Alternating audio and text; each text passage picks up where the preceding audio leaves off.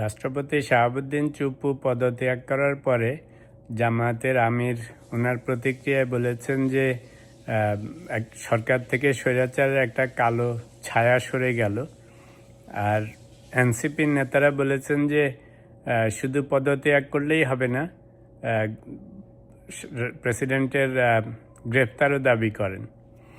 তো দুইটা প্রতিক্রিয়া পড়ে একটুখানি মন খারাপ হয়েছে যে বাংলাদেশে এখন পর্যন্ত একটা সুন্দর রাজনৈতিক কালচার সৃষ্টি হয়নি।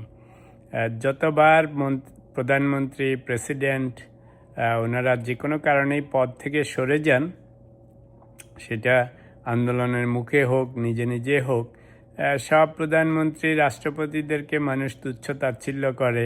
খুবই একটা বাজে কালচার। দেশের সর্বোচ্চ আসন থেকে সরে গেলেও এই অবস্থায় সবাইকে এই পরিণতি বরণ করতে হয়। এটা খুবই দুঃখজনক।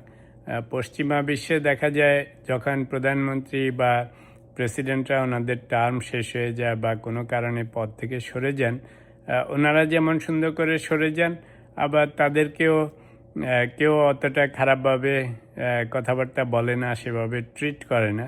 কিন্তু আমাদের দেশে স্বাধীনতার 55 বছর পরেও এই জিনিসটার কোনো উন্নতি হয়নি। প্রত্যেকে আসে খুব বড় মুখ নিয়ে, কিন্তু যায় সবগুলি খুবই খারাপভাবে, খুবই করুণভাবে। তো এই প্রেসিডেন্ট চুপ্পু দলের প্রেসিডেন্ট ছিলেন, আওয়ামী লীগের প্রেসিডেন্ট ছিলেন। ওনাকে শেখ হাসিনারা আওয়ামী লীগ প্রেসিডেন্ট বানিয়েছেন। তো অবভিয়াসলি ওনার লয়্যালটি তো আওয়ামী লীগ এবং শেখ হাসিনাদের প্রতিই থাকবে। মানে এখন আপনারা যারা জামায়াতের, এনসিপির, বিএনপির, আপনারা কি চাইবেন আপনাদের একজন নেতা অন্য দলের প্রতি লয়াল থাকুক? তা তো হবে না। মানে এটা খুবই এক্সপেক্টেড। আমাদের দেশে প্রেসিডেন্ট তো সরাসরি ভোটে নির্বাচন হন না। তো ফলে একজন প্রেসিডেন্টকে যখন দলের দিক থেকে ইলেক্ট করা হয় বা সিলেক্ট করা হয়, তো উনি তো দলের প্রতি লয়াল থাকবেন। তো যাই হোক, এনসিপির নেতা এবং জামায়াত নেতারা যেভাবে কথা বলছেন, মনে হচ্ছে যেন গত 2-2.5 বছর ধরে এই প্রেসিডেন্টের সাথে ওনাদের কোনো সম্পর্কই ছিল না। অথচ ইউনুস গভর্নমেন্টের সময় জামায়াত, শিবির, এনসিপিরাই তো দেশ অনেকটা চালিয়েছে। তখন কিন্তু এই প্রেসিডেন্টের ওনার বিরুদ্ধে টুকটাক আন্দোলন করেছে, কিন্তু বেকায়দায় পড়ে পড়ে করেছে। যখন ঠিকঠাক মতো নিজেদের যাচ্ছিল তখন কিন্তু এত কিছু বলেনি। যাই হোক, খারাপ ভালো যাই হোক, বাংলাদেশে প্রেসিডেন্সিয়াল পদটা হচ্ছে অনেকটা অর্নামেন্টাল। যখন কোনো কিছুর দরকার হয়, বিপদে পড়ে, ক্রাইসিস পড়ে, তখনই শুধু প্রেসিডেন্টের ক্ষমতার একটু ব্যবহার হয়। এছাড়া প্রেসিডেন্টের আসলে তো, যদিও উনি স্টেট হেড, কিন্তু গভর্নমেন্ট হেড তো না, এই জন্য এটা অনেকটা অর্নামেন্টাল। আরেকটা ইন্টারেস্টিং জিনিস লক্ষ্য করেছি যে প্রেসিডেন্ট যে পদত্যাগপত্র দিয়েছেন, পদত্যাগপত্রটা দেখে একটু মজাও লেগেছে, ইন্টারেস্টিংও মনে হয়েছে। বোঝাই যাচ্ছে যে পদত্যাগপত্রটা প্রেসিডেন্ট লেখেন নাই বা ওনার লোকজনকে দিয়ে উনি লেখান নাই।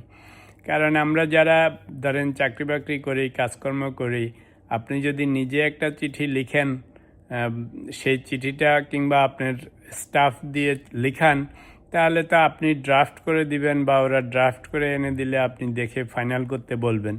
তো চিঠিটার উপরে দেখলাম উনি হাতে কিছু 2-3টা ওয়ার্ড লিখেছেন, যেখানে সম্বোধন, যেটা স্যালুটেশন, সেখানে আবার নিচে লিখেছেন, তারপর সাইন করেছেন, সেটা একই কালিতে লেখা। তো বোঝাই যাচ্ছে যে চিঠিটা ওনার অফিস থেকে বানানো হয় নাই, ওনার দপ্তর থেকে বানানো হয় নাই। আমার ধারণা সরকার থেকে বানিয়ে দিয়ে ওনার কাছে পাঠিয়েছে। তো উনি উপর দিয়ে একটু স্যালুটেশন বা সম্বোধন, সালাম, এগুলি হাতে লিখে তারপর সই করে দিয়েছেন। দোষ ত্রুটির কথা বলছি না, কিন্তু বোঝা যাচ্ছে যে চিঠিটা ওনার হাতে বা ওনার অফিসে বানানো না, এটা ওনাকে সাপ্লাই করা হয়েছে। তো যাই হোক, আমি খারাপ ভালো বলবো না। রাজনৈতিক দলরা তাদের কাজ করবে, জামাতের ভাষায় কথা বলবে, এনসিপির ভাষায় কথা বলবে, আমাদের বিএনপির মতো কথা বলবে। কিন্তু একটা জিনিস বলবো যে, বলে না যে এই দিন তো দিন নয়, আরও দিন আছে।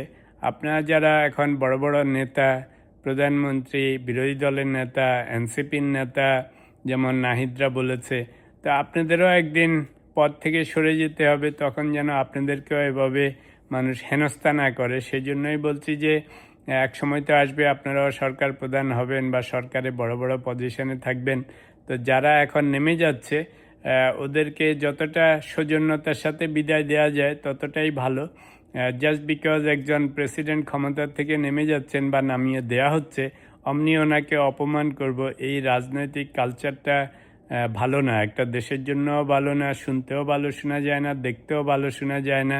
কারণ এই কথাগুলি আজকাল দেশে বিদেশে সব জায়গায় প্রচার হয়। এখনকার দিনে কোনো কিছু তো আর লোকালাইজ থাকে না, সবই ইন্টারন্যাশনাল হয়ে যায়। তো এটা দিয়ে একটা দেশের মানুষের গোষ্ঠীর সভ্যতা, ভব্যতা, কালচার এসব বোঝা যায়। তো সেই জন্য বলবো এখন উনি পদত্যাগ করেছেন, এতদিন তো ওনার সাথে সবাই ভালোভাবেই ছিলেন, যাই ছিলেন। তো এখন একবার আপাতত জিনিসটা সেটেল হতে দেন, তারপরে যদি ওনার বিরুদ্ধে কিছু থেকে থাকে সেটা আইন আদালত হবে যেভাবে আইনের নিয়মে যায়। বাট একটা প্রেসিডেন্টের পদ এটা একটা ইনস্টিটিউশন। তো সেই প্রেসিডেন্টের ইনস্টিটিউশনকেও ইনসাল্ট করাটা জাস্ট বিকজ মনে হচ্ছে বলে দেই দুটা কথা, সেটাও ঠিক না।